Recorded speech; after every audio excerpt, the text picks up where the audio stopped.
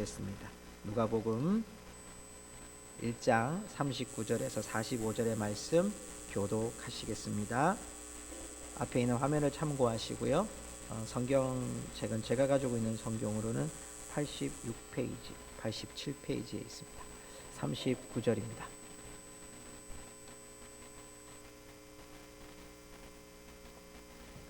이때에 마리아가 일어나 빨리 산골로 가서 유대 한 동네에 이르러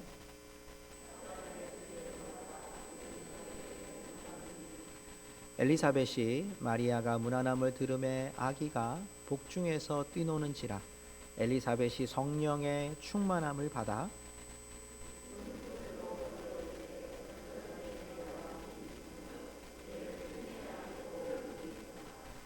내 주의 어머니가 내게 나아오니 이 어찌 된 일인가.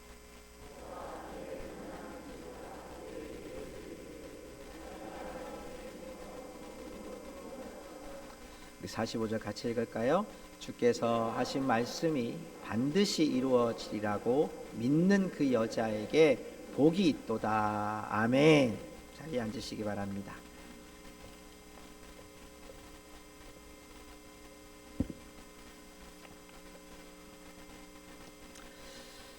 우리 이렇게 한번 같이 인사하십시다. 자, 우리 한 번 더 이렇게 인사할까요? 성탄은 행복입니다.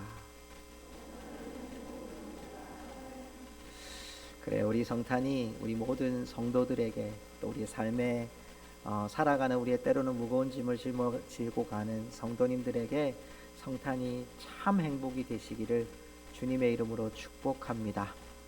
축복합니다. 그래요. 누구나 여러분 행복을 구하며 살고 싶어 합니다. 또 자신이 가지고 싶은 그 행복을 누리고 싶고 또 따르고 싶어 합니다. 어떤 사람은 여행을 통해서 행복감을 누리는 사람이 있고 또 어떤 사람은 물질적인 풍요함으로 행복을 누리는 사람이 있습니다. 또 어떤 사람은 자신의 삶의 성취를 위해서 성취함을 통해서 자신의 행복을 누리는 사람들이 있습니다.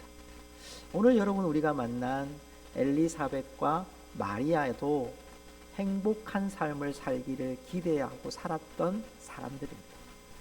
엘리사벳은요, 남편이 제사장입니다.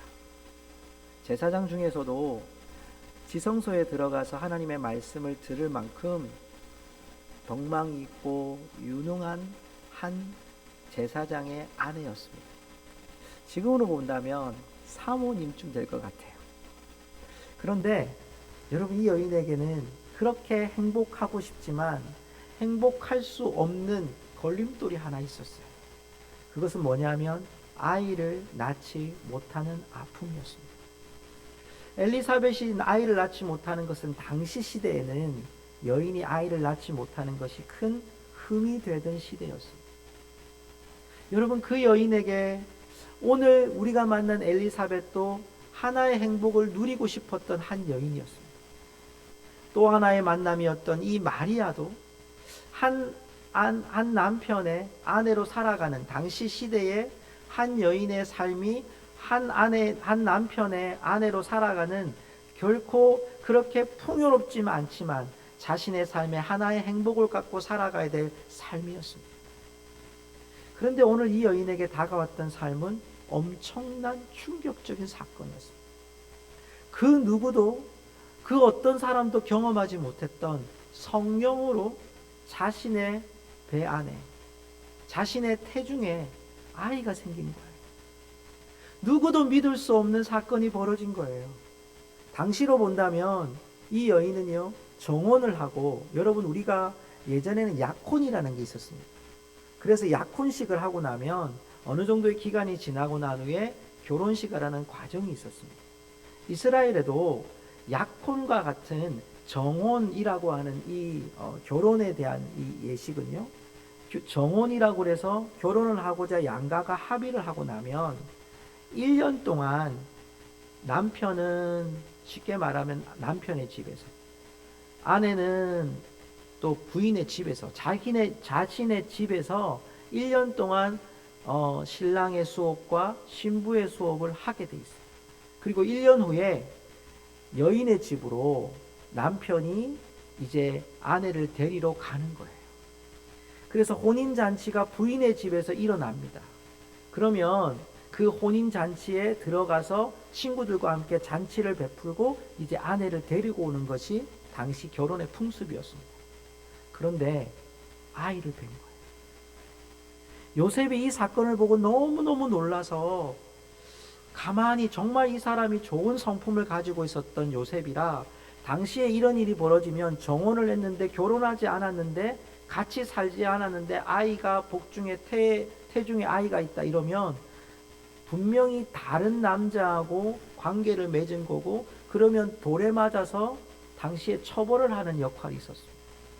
그러니까 이 여인은 어떻게 보면 마리아는 성령으로 잉태된 사실은 놀라운 역사이지만 사회적으로 보면 굉장히 어려움에 직면할 수 있는 상황이었어요. 두 여인 다 어쩌면 지금 우리가 살아가는 삶에 작은 행복을 갖고자 살아갔던 그 인생이었어요. 그런데 오늘 이들에게 놀라운 하나님의 개입하심이 이들 가운데 역사하는 것을 보게 돼요.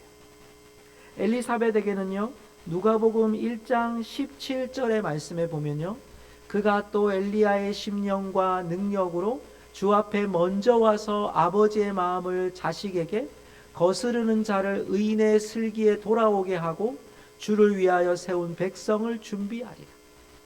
엘리사벳에게 세례 요한이 날 것을 예언하면서 이 말씀을 준 거예요. 갑자기 주의 천사가 나타나서 정말 생각하지 못했던 정말 기적과 같은 일들이 일어난 거죠. 마리아에게는요, 1장 30절과 31절의 말씀에 보면 천사가 이르되 마리아야 무서워하지 말라 내가 하나님께 은혜를 입었느니라 보라 내가 잉태하여 아들을 낳으리니 그 이름을 예수라 하라라고 하는 주의 사자가 가브리엘 천사를 통해서 특별한 하나님의 임재하심을 두 여인이 맞이하게 된 거예요. 여러분 세상으로 보면 이 두 여인이 놀라운 역사를 맞이했지만 굉장한 여러분 사건이었고 엘리사벳이 나이가 많았고 아이를 태중에 아이를 가질 수 없는 여인이었는데 아이를 갖는 역사가 일어나고 이 아이가 예수님의 오심, 메시아의 오심을 준비하는 사람이 된다고 하는 특별한 부르심을 받게 돼요. 더더욱 마리아는 이 땅에 메시아가 오실 것을 말씀하는 이 역사를 바라보게 되는 거예요. 성도 여러분, 오늘 우리는 이 말씀 가운데서 저는 이 말씀을 보다가 복이라는 단어를 발견했어요. 오늘 여러분 말씀을 잘 읽어보시면 오늘 본문 말씀 39절부터 45절까지의 말씀에 보니까요, 이 말씀 속에 복이라는 단어가 42절에 내가 복이 있으며 내 태중의 아이도 복이 있도다. 45절에 보면 주께서 하신 말씀이 반드시 이루어지리라고 믿는 그 여자에게 복이 있도다. 복이란 단어가 3번 나오는 것을 보게 돼요. 저는 이 말씀을 보면서 엘리사벳과 마리아의 상황은 사회적으로 보면 이 여인들의 삶은 참 기구한 인생을 살았고 어쩌면 사회에서도 이해될 수 없는 상황들을 맞이했는데 오늘 이 여인들은요, 놀랍게도 그 복을 받아 누리는 자가 된 거예요.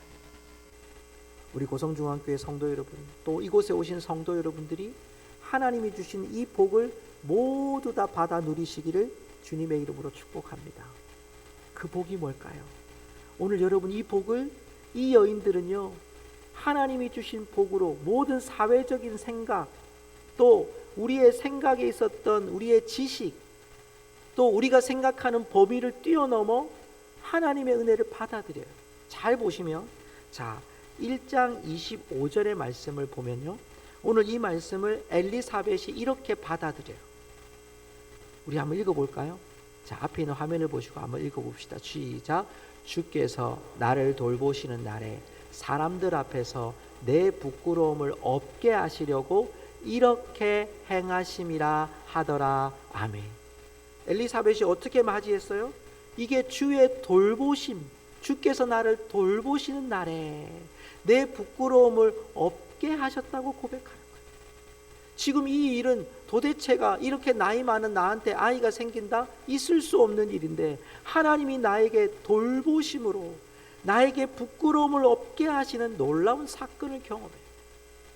두 번째는 마리아는요, 누가복음 1장 37절에 이렇게 고백해요. 우리 한번 읽어봅시다. 대저 하나님의 모든 말씀은 능하지 못하심이 없느니라. 아멘. 하나님의 말씀을 어떻게 믿어요? 하나님은 하실 수 있는 분입니다. 우리 한번 따라합시다. 하나님은 하실 수 있는 분입니다. 아멘. 여러분, 이게 행복의 길의 첫 번째 스타트. 행복한 길은 어디서부터 시작되냐면 우리가 소유하거나 누리거나 붙잡거나 행운이 있거나 럭키한 일이 벌어지거나 이게 아니라 가장 여러분 중심의 행복은 어디서부터 시작되느냐? 하나님이 내 인생에 개입하실 때 여러분 우리의 행복이 시작되는 줄 믿습니다. 여러분 이거 잘 기억하십시오. 내 인생에 하나님이 지금 개입하시는 사인이 보이세요? 여러분 행복이 시작되는, 하나님의 역사가 시작되는 여러분 시작점인 것을 여러분 마음에 받아들이시기를 축복합니다. 여러분 삶은요 우리를 척박하게 만들 수 있어요. 아, 이게 무슨 축복이야? 이거 하나님 나한테 저주하신 거 아니야? 하나님 나 실망하게 하신 거 아니야? 내가 원하는 기도대로 응답해 주시지 않았는데?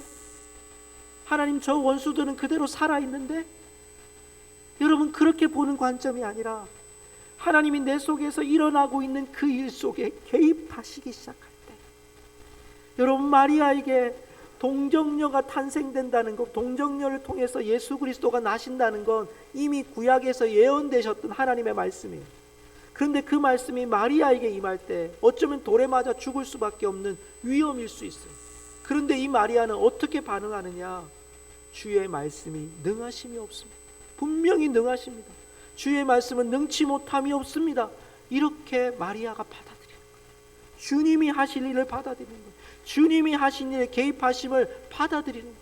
엘리사벳은 낳지 못하는데도 불구하고 믿음으로 주님이 그렇게 나를 돌보셨음을 믿음으로 고백할 때, 여러분 엘리사벳에게 태중에 하나님이 세례 요한을 주시고 그 세례 요한을 통해서 하나님의 역사가 일어나요. 성도 여러분, 우리의 삶을 잘 돌아보십시오. 잠잠히 돌아보십시오.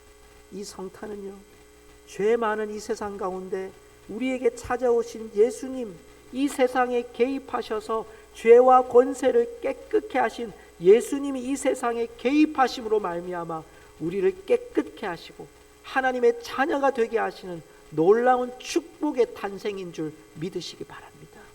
이게 우리에게 주신 성탄이에요.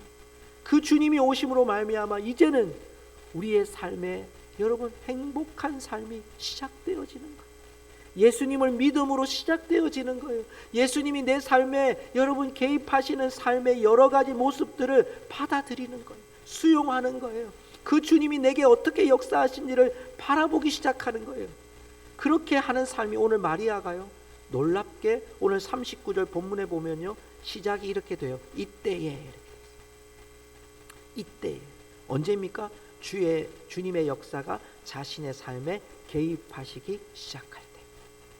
그걸 보고 여러분 마리아가 움직이기 시작하는데요, 가브리엘을 통해서 성령으로 잉태된다는 사실을 그가 듣고 주님께서 하신 일, 하나님이 하신 일은 능치 못함이 없음을 믿고 그가 한 일이 뭐냐면 빨리 일어나가지고요 산골에 가서 유대 한 동네에 이르릅니다. 이게 짧은 구조로 되어 있지만 엄청난 거예요. 제가 찾아보니까요, 마리아가 이 말씀을 듣고 옮긴 곳이 여러분 헤브론 남쪽 유다 약 150km 정도 되는 거.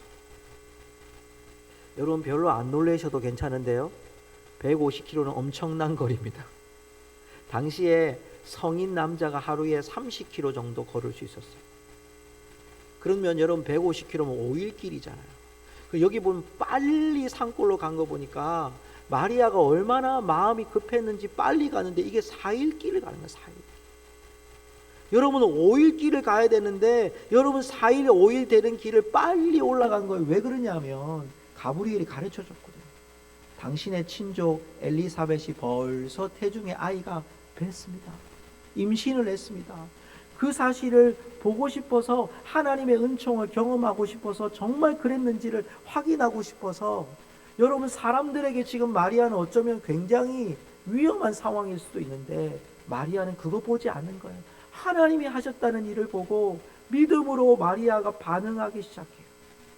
그리고 오늘 본문 말씀 41절에 가니까 엘리사벳을 맞이하게 돼요. 오늘 41절 말씀에 보니까요. 오늘 이 말씀에 엘리사벳이 마리아가 문안함을 들음에, 여기 문안한다는 말이 여러분 단순히 아이고 안녕하십니까 잘 오셨습니까 여러분 이 말이 아니고요. 격한 포옹을 하면서 외치는 말. 아우 드디어 아이를 뵈셨군요. 드디어 임신하게 하셨군요. 하나님이 하셨군요. 이걸 여러분 격하게 포옹을 하는 거예요. 여러분 격하게 안으면서 축복하는 거예요. 문안함을 들음에 여러분 여기에 아이가 복중에서 뛰노는지라. 이 아이는 엘리사벳의 복중에 있는 아이. 이미 6개월이나 된 그 아이가 태동하기 시작하는 거예요. 여러분 그런데 이 말씀과 함께 따라오는 말씀이 뭐냐? 엘리사벳이 성령의 충만함을 받아. 한번 따라합시다. 성령의 충만함을 받아. 네, 성령의 충만함을 받았다는 얘기가 복중에 뛰노는 것과 동일한 의미 속이에요. 이게 지금 뭐냐니까 사인이라는 거예요. 사인. 하나님이 복중의 아이가 태동을 함을 통해 성령의 충만함을 입었다는 것을 증거해 주는 거예요. 예수님이 우리의 인생에 개입하셔서 우리의 삶에 파동을 일으키시는 거예요. 태동을 일으키시는 거예요. 성령 충만함이 뭐냐면 우리가 성령께서 우리의 삶을 주도함을 우리에게 보게 하시는 거예요. 이게 여러분 우리 안에 행복한 삶이 여러분 주도되어서 살아가는 거예요. 삶의 형편이 행복해지는 게 아니고 우리의 형편이 때로는 나아지거나 뭐 더 좋아지거나 그런 행복이 아니고 예수님이 우리의 인생에 개입하실 때 성령의 충만함이 덮여지는 거예요.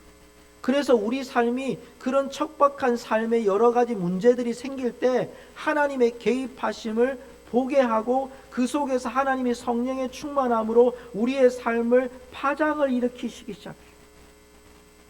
성도 여러분, 여러분의 삶에 파장이 일어나고 있으면 주도 면밀하게 그 파장을 잘 보시기 바랍니다.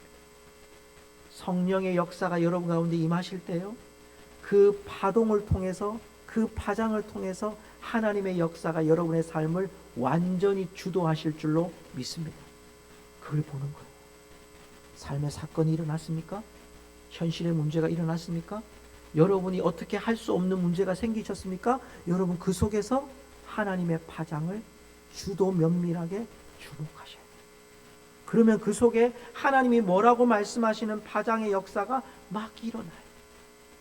자, 오늘 여러분 42절에 가면요, 이 여인이 엘리사벳이 마리아에게 이렇게 축복합니다. 우리 같이 읽어볼까요? 같이 읽어보십시다. 시작. 큰 소리로 불러 이르되 여자 중에 내가 복이 있으며 내 태중의 아이도 복이 있도다.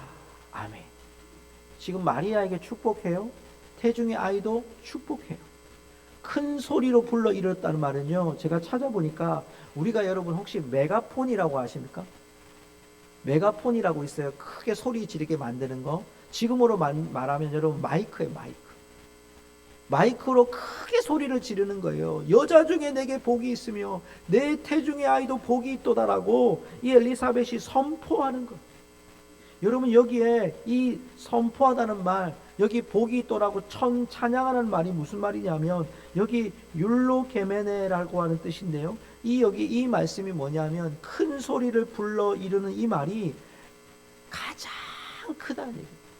여자 중에 내가 복이 있으며 복이 있도다, 복이 있으며 복이 있도다. 이 복이라고 하는 말 속에 무슨 뜻이냐면 이 복이 한순간 그냥 돈덩어리가 떨어져서 나한테 복이 있대 이 말이 아니라 그 복이 계속 지속된다. 여러분 복이 지속되기를 원하세요? 한 방에 끝나기를 원하세요? 네, 장로님 감사합니다. 여러분 지속되시기를 축복합니다. 여러분 복은요 지속돼야지 진짜 복이잖아요. 한 방에 여러분 좋아졌어, 괜찮아졌어. 근데 또 뒤돌아보면 또 어떻습니까? 다시 제자리로 가는 거 복이 아니에요. 하나님이 내게 주신 그것이 여러분 1억 천금이 내게 온다 할지라도 그 순간은 순간일 뿐이에요. 찰나일 뿐이에요. 그런데 그것이 다시 돌아서면 어디로 샜는지 다 새버린단 말이에요. 그런데 하나님이 주시는 복은요, 그 복이 영원하다는 거예요. 지속된다는 거예요. 그 복이 있으며, 여자 중에 내가 복이 있으며 그 복이 계속 지속되며 내 태중의 아이도 계속 지속될 것이다라고 선포하는 거예요. 하나님의 임재하시는 복은 영원한 복이라고 우리에게 선포하고 있는 거예요. 자, 그러면서요, 오늘 왜 이게 복이 되는지를 43절에서 이렇게 밝혀줍니다. 43절이 이렇게 말해요. 내 주의 어머니가 내게 나오니 이 어찌 되니까. 예수님이 메시아의 어머니가 나오는 것을 이 엘리사벳이 선포하는 거예요. 그런데 저는 이 말씀을 보다가 깜짝 놀랐어요. 왜 깜짝 놀랐냐면 이 누가복음을 쓴 사람은 힌트를 드리겠습니다. 누가복음을 쓰신 분은 누구일까요? 누가예요. 근데 이 누가가 성경을 딱 두 권을 썼거든요. 누가복음과 사도행전을 썼어요. 그런데 누가복음과 사도행전은 동일하게 편지를 받는 사람이, 이 성경을 받는 사람이 데오빌로라고 쓰여져 있어요. 이 데오빌로는 당시의 관원이에요. 관원.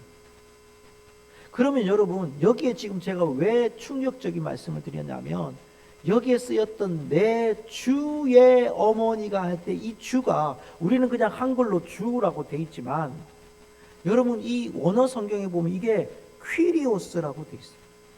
한번 따라 할까요? 우리 원어 성경이니까 한번 따라 합시다. 퀴리오스. 이게 무슨 말이냐면, 당시에 퀴리오스라는 말은 한 사람한테만 쓰는 거예요. 제가 왜 충격적이냐면, 내 주의 어머니, 내 퀴리오스라고 하면 누구한테 써야 되냐면, 당시에는 황제, 최고의 황제, 로마 황제에게 쓰는 말이 퀴리오스란 말이에요. 아무나한테 쓰는 말이 아니에요. 그런데 지금 이 누가가 데오빌로한테 예수님이 어떤 분이신가를 소개하는 편지를 쓰는데 내 퀴리오스라고 돼요. 황제의 어머니라고 얘기하는 거예요. 쉽게 말하면 가장 높은 분의 어머니라고 얘기하는 거예요. 그래서 충격적이라는 거예요. 누가가 데오빌로한테 나의 키리오스는 예수 그리스도십니다. 이 땅의 메시아입니다라고 지금 누가가 아주 당당하게 선포하는데요. 제가 찾아보니까요, 문헌에 공간복음이라 그래서 마태복음, 마가복음, 누가복음을 비슷한 성경이라 그래서 마태, 마가, 누가를 공간복음이라고 얘기를 해요. 그런데 이 공간복음에 무려 주라는 말이요 166번이 있대요. 제가 다 찾아본 건 아니고요. 그렇게 문헌에 있어요. 근데 그 중에 누가복음에 무려 95회가 돼 있더라. 그러니까 거의 여러분 반 이상 한 60%를 퀴리오스라는 말을 누가복음에서만 썼다는 거죠. 그러니까 얼마나 많이 나의 주, 나의 퀴리오스, 나의 황제보다 더 높으신 분 예수 그리스도를 누가가 선포하는 거죠. 여러분, 그것은 무엇을 말하냐면 지금 이 주는 누구입니까? 예수 그리스도예요. 메시아예요. 누가는 우리가 예수 그리스도를 우리 안에 영접하고 주님을 내 안에 주인으로 모시는 삶이 행복한 삶이라고 우리에게 선포하고 있는 거예요. 그 예수 그리스도가 우리에게 나는 예수님을 본 적이 없습니다.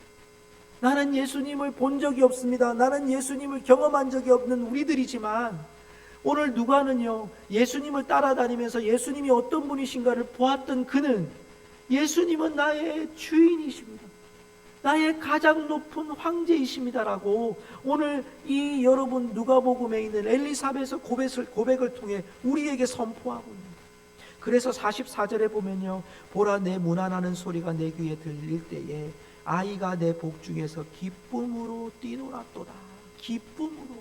이 기쁨이라는 단어가 굉장히 역동적인 단어인데요, 누가복음 1장 14절에 보면요, 사가랴에게 그 세례 요한의 아버지 엘리사벳의 남편, 그 남편에게 천사가 이야기하면서 너는 기뻐하고 즐거워할 것이요 많은 사람도 그의 태어남을 기뻐한다. 하늘에서 준 기쁨을 이야기해요. 사도행전 2장 46절에 보면 초대교회에서도요, 그 기쁨과 순전한 마음으로 음식을 먹고, 이 기쁨이 하늘에 주신 기쁨. 히브리서 1장 9절에 보면 아들에 관하여 이야기할 때 주의 하나님이 즐거움의 기름을 주께 부어 주를 동료들보다 뛰어나게 하셨도다. 하나님이 즐거움의 기름을 주께 부었어요. 그 즐거움의 기름도 동일하게 하나님이 부어주신 기쁨. 이 기쁨은 원어상으로 보면 솟구쳐 오르는 기쁨이에요.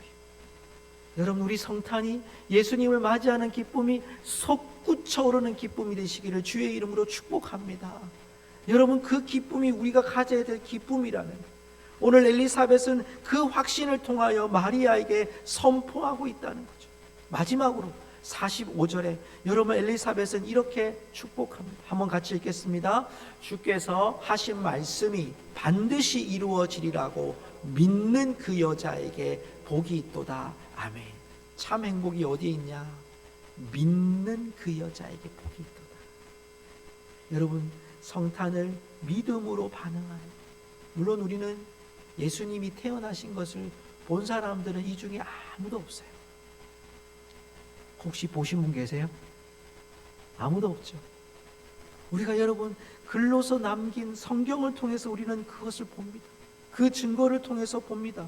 그러나 여러분, 중요한 것은 내 안에 예수님이 오셔서 내게 이 성탄의 기쁨을 통해서 죄와 권세를 다 주장하시고 이제 우리를 하나님의 자녀로, 깨끗한 자로, 영원한 행복을 주시는 자로 우리를 삼아 주시는 그 놀라운 역사가 바로 하나님의 뜻이고, 행복한 삶에 우리의 종지부를 찍는 영원한 여러분 행복함을 주시는 놀라운 역사라고 우리에게 말씀하고 있는 거죠.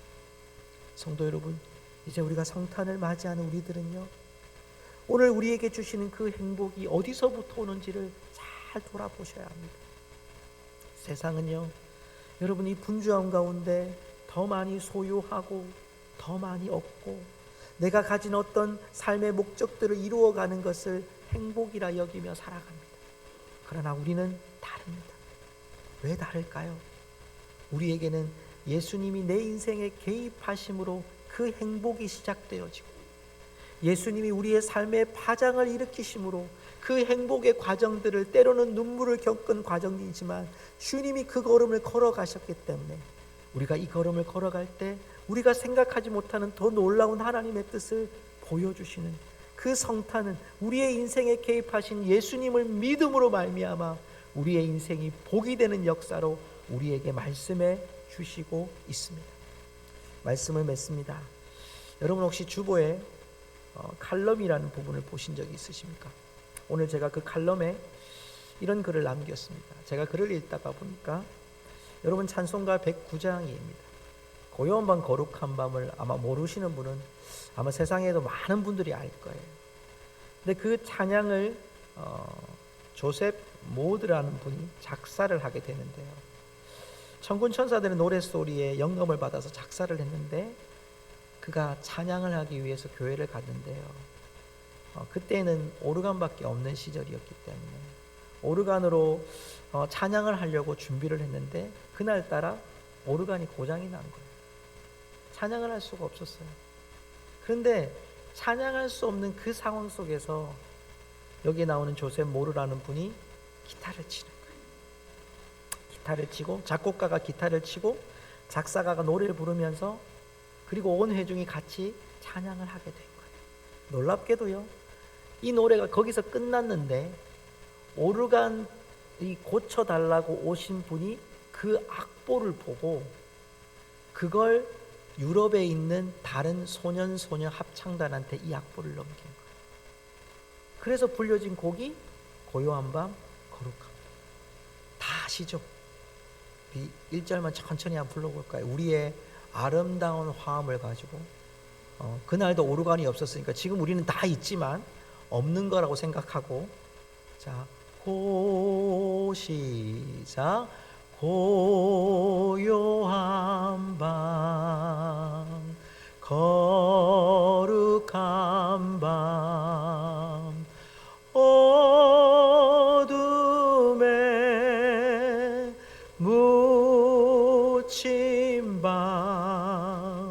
주의 부모 앉아서 감사기도